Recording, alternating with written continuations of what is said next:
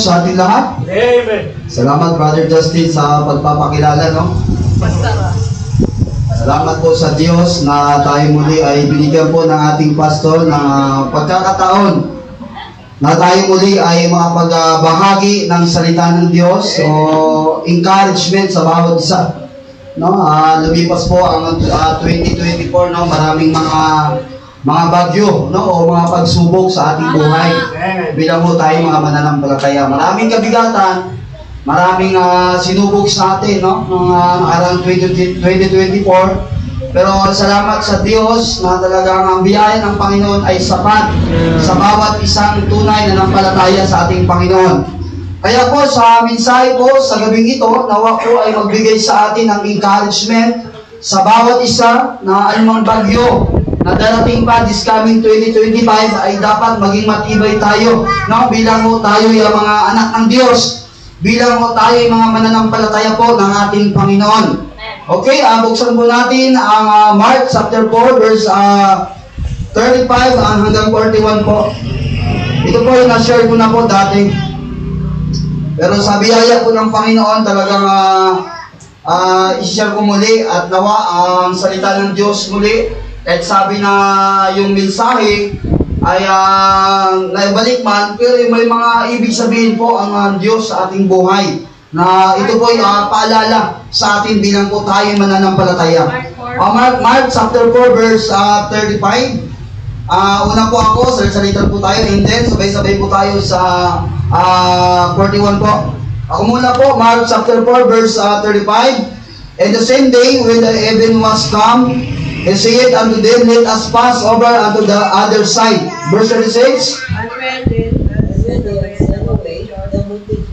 They took him even as he was in the ship, and there were also with him other little ships. Verse 37. And there arose a great storm and wind, and the waves beat into the ship, so that it was now full.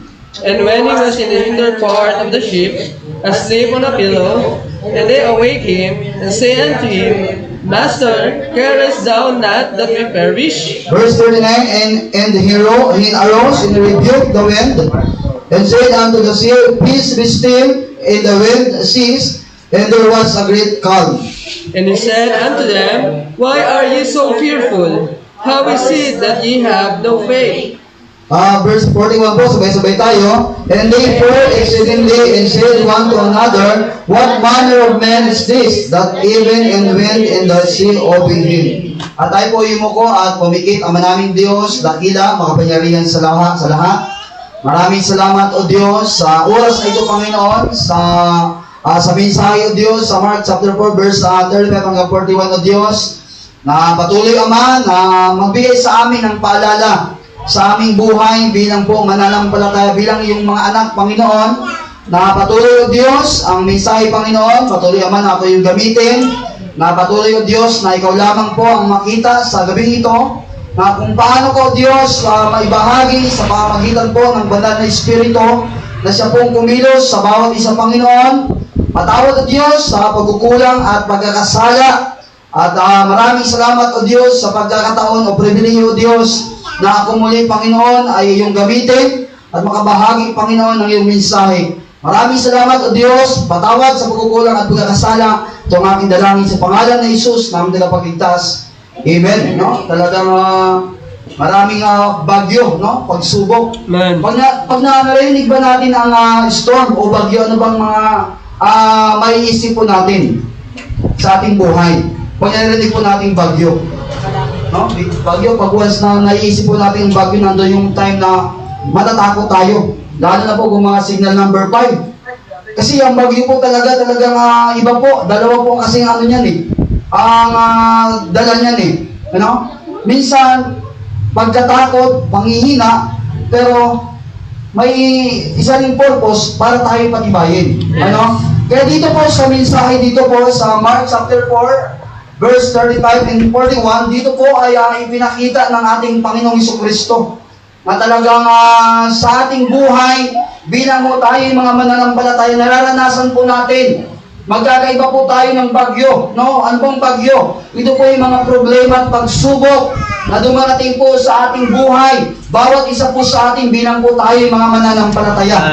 Kaya sa buhay natin nung tayo nakakilala sa Panginoon, talagang hindi natin masabi na yung ating buhay ay parang okay na. Wala nang problema, wala nang pagsubok na mararanasan. Nung time na wala po tayo sa ating Panginoon, talagang may mga problema po sa ating buhay. No?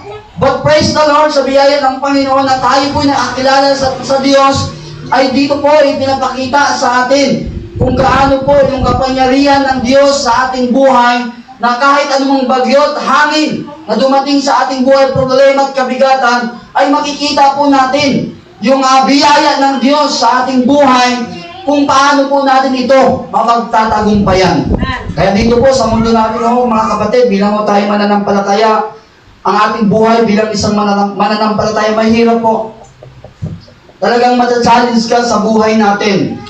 At makikita natin yung biyaya ng Diyos sa mga problema at pagsubok na dumarating po sa ating buhay. Kaya nga po, mayroong salita ng Diyos. Hindi po ipinangako ng Panginoon nung time na tayo nanampalataya, wala nang problema na darating po sa ating buhay. Hindi pinangako ng Diyos na pag ikay nanampalataya sa Panginoon, bibigyan ka ng maraming kayamanan ng Panginoon. Amen? Hindi po yan pinangako ng Diyos. Pero ang pangako ng Panginoon na hindi po tayo pababayaan ng ating Diyos sa mga problema na darating po sa ating buhay. Kaya nga po, ang sabi po sa Matthew 28 verse 20, And lo, I am with you always, even unto the end of the world. Amen. Ang Diyos, pangako ng Panginoon, hindi ho tayo pababayaan. Yes. Ang Diyos po'y palaging kasama natin sa bigat at problema at saya ng ating buhay, bilang po tayo mga mananampalataya. Kaya dito po, ipinakita mo sa Mark chapter 4 verse 35, at talagang minsan ang tao nagtitiwala tayo sa ating sariling kakayanan. Ano? Minsan may time na talagang naano natin sa sarili natin dahil sa mga biyaya ng Diyos sa ating buhay. Minsan po parang nagtitiwala na tayo sa ating sariling kakayanan. Kaya dito po sa Mark chapter 4 verse 5, no? Nang sila po ay tumawid, no? Sila sabi nga dito sa 35, at nang araw din niya ng gabi na sinabi niya sa kanya, tumawid tayo sa kabilang ibayo, no? Talagang ang Panginoon, tatawid po sila doon sa kabilang ibayo. At sabi nga sir, at pagkaiwan sa karamihan, ay kanilang dinalas siya sa daong ayon sa kanilang kalagayan. At mayroong siyang kasamang ibang mga daong. At nagbangon ng isang malakas na bagyo. Problema po sa ating buhay, bagyo po, yung mga problema na dumarating sa ating buhay. Ang pinaka, po ito kapatid, yung pinakabigat nilang problema, yung pong bagyo na masasalubong nila sa pagtawid po nila sa kabilang dako. At sinalpukan ang daong ng mga alon, na anupat ang daong ay halos natitigib o halos mataob na dahil nga sa lakas ng hangin at lakas po ng paghampas ng bagyo. Kaya ako po sa buhay natin, talagang bilang mananampalataya, dalawa po ang purpose ng bagyo sa ating buhay.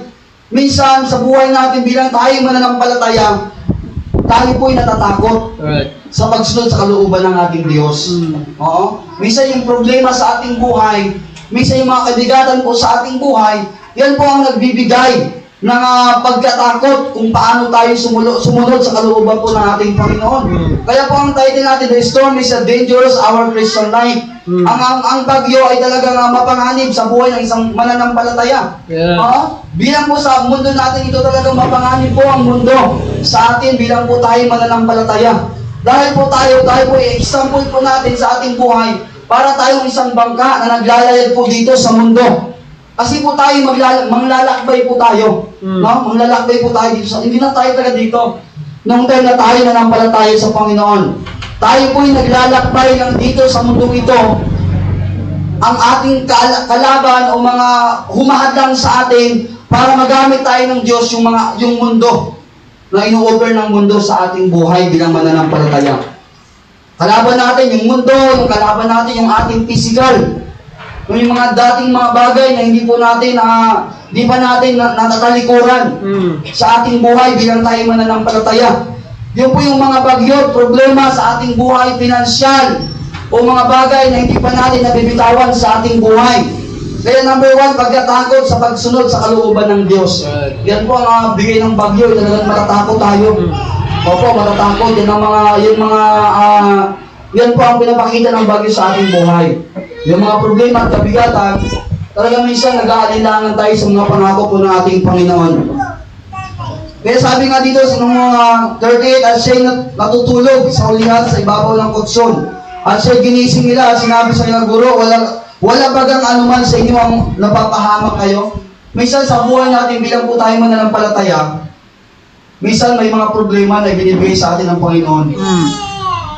Na minsan po, ipinapaalala sa atin na may Diyos na handa pong sumagot sa ating mga panalangin. Pero dito muna tayo sa mga yung pumipigil, yung dala ng bagyo sa ating buhay bilang mananampalataya. Number 1, pagkatakot sa pagsunod sa kalooban ng Diyos. And then, pangalawa, pag-alinlangan sa kalooban ng Diyos. Number 3, pagdududa sa mga pangako ng Diyos. Number 4, pagwasak ng buhay ng mga mananampalataya. Sa buhay po natin mananampalataya mga kapatid, yung bagyo sa ating buhay, minsan po yan ang nagbibigay hadlang para po makita natin yung kalooban po ng ating Panginoon. Yan po ang humahadlang, yan po ay ginagamit minsan ng Diablo para po tayo ay hindi magamit ng ating Panginoon. Sa gawain ay pinagkatiwala po sa atin ng Diyos. Kaya po dalawa po ang dulot ng bagyo sa ating buhay bilang mananampalataya. Minsan matatakot tayo sa pagsunod sa kalooban ng Panginoon. Pag-aalinlangan, pagdududa, at pagwasak sa buhay ng mananampalataya. Kaya maraming mga mananampalataya na nawala sa kalooban ng Panginoon dahil sa mga problema at pagsubok na dumarating sa kanilang buhay dahil hindi nila nakita yung totoong ipaabot ng Panginoon sa kanilang buhay sa mga pagsubok na dumarating sa ating bilang mananampalataya. Ano pa ang mga magandang dulot ng bagyo? Kaya nga sa iba, yung bagyo talagang parang perwisyo. Yung bagyo perwisyo yan. Lalo na sa mga pananim, sa ating bilang tayo-tao. Masisira yung mga bagay-bagay na ating pinaghandaan, yung bahay natin.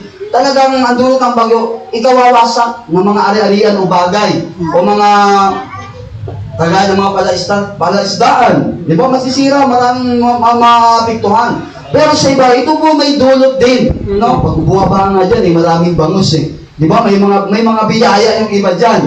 Oo, kaya po ang purpose ng bagyo, hindi puro lang negative. Yes. May mga positive din na pinapakita sa ating ang Diyos bilang tayo mananampalataya. Ano ba ito? Ano ba itong mga magagandang naidudulot ng bagyo o problema sa ating buhay bilang tayo mananampalataya? Sabi nga dito, patitibayin ang ating pananampalataya sa Diyos. Amen. Kaya po may problema tayo kasi nais ng Diyos makita po natin na sa mga problema na dumarating sa ating buhay ng nakaraan 2024, ipinapakita ng Diyos na totoo ang kanyang salita na makita mo na kahit anong bagyo, anumang hangin problema dumating sa iyong buhay, tayo pa rin ay nandito sa gawain na pinagkatiwala ng Panginoon. Dahil tayo po ay pinatitibay ng ating pananampalataya sa Diyos. Kaya nga dito kapatid, makikita natin, di ba? At nagbangon ng isang malakas na bagyo at sinagpukan ng daong ng mga alon na anupat. Ang daong ay halos natitigib. Talagang iba mo ang takot. Pag tayo po nandun sa kalagayan na doon tayo sa bangka at nakita natin yung malalaking alon at malakas na hangin, ano bang maiisip natin? Minsan tatawagin mo na lahat ng Diyos, lahat ng mga Diyos mo, tatawagin mo na. Kagaya ng kasama ni Jonah, talagang ang lakas ng bagyo. Talagang lahat ng Diyos, tinawag nila. Paano pag nandun tayo sa sitwasyon na yon? Ano bang ating gagawin? Pag nandun tayo sa bagyo, ano kaya ang ating gagawin pag nandun tayo sa kalagayan na yon? Kaya dito po sa mensahe, nais ng Diyos ipaunawa sa atin na may mga bagyo at problema, hangin na dumarating sa ating buhay bilang mananampalataya, yung mga hatak ng mundo, yung nasa ng laman, yung problema at kabigatan na ibinibigay sa atin. Ito po ay example ng Diyos na para makita natin na dito po tayo patitibayin ng Diyos ang ating pananampalataya para po tayo sumunod sa kanyang kalooban. Amen. Kaya yung ating mga pagsubok, problema, minsan, ipinapakita ng Diyos yung kanyang kapangyarihan. Yes. Minsan nawawalan tayo kasi minsan ang pananampalataya natin nawawala na sa Diyos, kundi sa sarili lang tayo nagtitiwala. Kaya may problema at kabigatan sa atin para matitest po yung ating pananampalataya kung hanggang saan na talaga yung pagtitiwala mo sa ating Diyos. No, kung kaya mo pa ba talaga siyang pagtiwalaan sa iyong buhay, this coming 2025, siya pa rin ba ang sentro ng buhay mo sa paglakad dito po sa taon ng 2025? Kaya po mahalaga po yung mga problema at bagyo sa ating buhay. Minsan ang pamilya nag-aaway sa mga bagay-bagay, pero may salita ng Diyos na nagpapaalala sa atin. Yes. Na dapat po ay maging matibay tayo sa mga problema na dumarating sa ating buhay. Alam mo kapatid, hindi tayo masa-challenge sa ating pananampalataya kung walang mga problema at bagyo at unos sa ating buhay bilang Kristiyano. Opo, hindi tayo magtitiwala sa sarili. Kaya nga po may salita ng Diyos eh. Kasi alam ng Diyos ang mangyayari sa ating buhay bilang tayo mga tagasunod niya. Na minsan manghihina tayo sa problema. No? Minsan madadapa tayo. Minsan malalayo tayo sa kalooban ng Diyos dahil sa mga bagyo at problema na dumarating sa ating buhay bilang po tayo mananampalataya. Pero may salita ng Diyos na nagpapaalala po sa atin ngayong gabi. Maraming bagyo na dumating sa ating buhay, ang purpose po ng Diyos ay dapat tumibay tayo sa pananampalataya sa Kanya. Yes. Number 2, ang pagtitiwala sa kalooban ng Panginoon. Lagi po tayo magtiwala sa kalooban ng Panginoon. May mga bagay sa ating buhay, pinipili natin yung mga magaganda. Nakakala natin kapakit-kinabang sa ating buhay, pero ang dulot pala nito ay hindi maganda sa ating bilang mananampalataya. Minsan nakakalimutan natin yung kalooban ng Diyos kasi mas napipili natin yung nasa ng ating kalagayang pisikal, hindi yung espiritual, na dapat ang Diyos ang masunod sa ating buhay. Minsan pinapipili tayo ng Diyos eh. Minsan may mga problema sa ating buhay na may ino-offer ang mundo at may ino-offer din ang Diyos. Minsan sa kalagitnaan tayo ng problema. May mga bagay na magdedesisyon tayo, tama kalooban ba talaga ng Diyos to? O talagang nasa lang talaga ng ating laman para hindi tayo mahirapan at hindi tayo ma-challenge sa pagtitiwala sa ating Panginoon. Kaya ho, may bagyo sa ating buhay, kaya may problema tayo. Minsan, sa loob ng bahay, meron tayong mga bagyo at problema sa buhay natin. Family natin, hindi pagkakasundo sa ating buhay bilang mananampalataya. Kaya may mga ganyan kasi nais ng Diyos na makita natin yung kanyang kapangyarihan na dapat sa bawat pagsubok na dumarating sa ating buhay ay dapat natin siyang pagtiwalaan. Pagtiwalaan ang kanyang kalooban. Kung ano ba talagang nais ng Diyos sa ating buhay. Madali po kasi magdesisyon bilang tayo tao. Madali po magdesisyon. Pero dapat sa pagdesisyon natin sa ating buhay, dapat lagi sa kalooban tayo ng ating Panginoon. Yes. Kasi alam mo kapatid, talagang dito sa Mark na to talagang grabe ho ang takot nila. Kasi mamamatay sila eh. Kaya pag ang tao, pag mamamatay, gumagawa ng paraan, ayaw nilang mamatay eh. Susundin mo ba ang kalooban ng Panginoon? Susundin mo yung gusto mo para hindi ka mamatay. Diba? Buhay na po ang pinag-uusapan dito. Kaya minsan nangyayari sa ating buhay, bilang mananampalataya pagbuhay, umusapan, minsan nalalayo na tayo sa kalooban ng Diyos. Kaya mga kapatid, lagi natin tandaan, pinapaalala ng Diyos sa kanila. Alam ng Diyos yung nangyayari sa kalagitnaan ng bagyo na yon. Pero bakit hinayaan ng Diyos? Para makita po natin na dapat natin siyang pagtiwalaan sa bagyo at unos sa ating buhay. Kaya nga sabi nga po ng Jeremiah, buksan po natin ng Jeremiah 33 verse 3. Jeremiah 33 verse 3. Ano ba sabi ng salita ng Diyos? Sabi ng Biblia, "Call unto me, and I will answer thee, and show the great and mighty things which thou knowest not." Alam mo, ang Panginoon, pag tayo tumawag, talagang dakila o ipapakita sa atin yung mga bagay na akala natin hindi kaya natin gawin, pero ang Diyos ay kaya-kaya niyang gawin. Yes.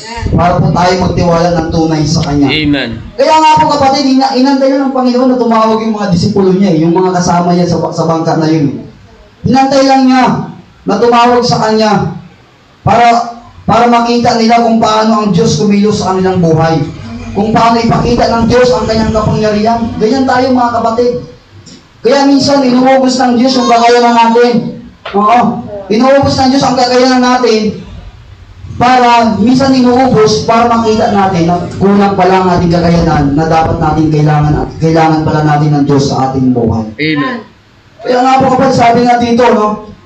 At siya'y natutulog sa ulihan, sa ibabaw ng kutsyon, at siya'y ginising nila. Ginawag nila, ginising nila ang Panginoon. Minsan may mga tayo sa buhay natin na kailangan natin manalangin sa Diyos. Kailangan po natin tumawag sa Panginoon na may pananampalataya sa ating puso. Kasi minsan may mga problema sa buhay natin na minsan sa ating sarili ng kakayahan tayo nagtitiwala. Wala na talaga sa kakayanan ng Diyos. Kaya po, ang salita ng Panginoon nagpapaalala. Kaya nga sabi dito sa Mark chapter 4 and verse 38, at siya'y natutulog sa ulihan at sa ibabaw ng kutsyon at siya'y ginising nila. At sinabi sa kanya, Guro, wala bagang anuman sa iyo na mapapahamak tayo? Oo. Alam mo ng Panginoon yung nangyayari that time sa kanilang paglalayag. Ganyan rin sa buhay mo kapatid. Alam ng Diyos yung mga problema, kabigatan na naranasan po natin sa ating buhay bilang tayo mananampalataya. Kaya kailangan po ng Diyos na tayo po'y tumawag sa Panginoon sa mga problema na dumarating po sa ating buhay. Eh sabi nga sa verse 39, at gumising siya at sinaway ang hangin at sinabi sa dagat, pumayapak, tumahimik ka. At tumimpil ang hangin at humusay sa totoo ang panahon. Minsan may mga problema at kabigatan sa ating buhay na minsan balisa tayo eh. Minsan hindi natin alam kung saan tayo lalapit. Pero ipinapaalala ng salita ng Diyos sa oras na ito na dapat pag may problema man tayo bagyot unor sa ating buhay, dapat laging payapa lang tayo na magtitiwala tayo sa ating Diyos. Amen. Sa Diyos na siya nagbigay sa atin ng kaligtasan. At ang Diyos rin ang magbibigay sa atin ng ating pangangailangan sa ating buhay bilang mga anak niya. Kaya kapatid, talaga sa buhay po dito, mahalaga po ang panalangin sa ating Panginoon. At panghawakan natin yung pangako at sapat ang biyaya ng ating Panginoon. May mga bagay sa ating buhay, bilang po tayong mga Kristyano, mga nakaraan 2024, marami pong bagyo. But sa biyaya ng Panginoon, nandito pa rin tayo. Nagsisimba sa biyaya ng Panginoon. Kasi alam natin, ang Diyos ang magbibigay ng mga kasagutan. Sa mga bagyo problema na dumarating sa ating buhay, ang Diyos ay lagi po nandiyan. Hindi po tayo pabayaan ng ating Panginoon.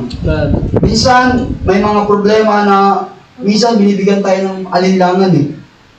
Yan ang gawa ng Satanas eh. Bigyan tayo ng pag-alinlangan sa mga pangako ng Diyos.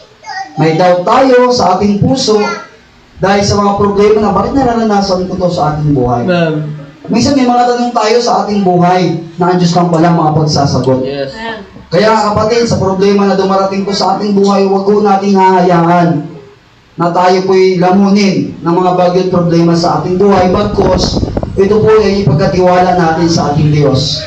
Ngayong 2025, darating na naman, hindi natin alam kung ano bang mga bagyo sa ating buhay ang darating. Maraming pagsubok sa ating buhay bilang tayo mananampalataya.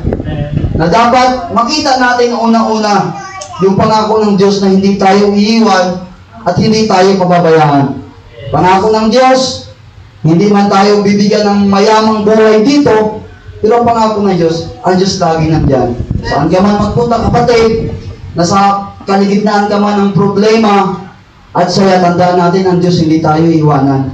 Kasi may mga times sa ating buhay na pag may problema tayo, minsan akala natin pinapabayaan tayo ng Panginoon. Minsan hinahayaan ng Diyos na mangyari sa ating buhay yan para malaman at makita natin yung biyaya ng Diyos sa ating buhay. Kaya sana kapatid, sa mensaheng ito, maiksi lang to.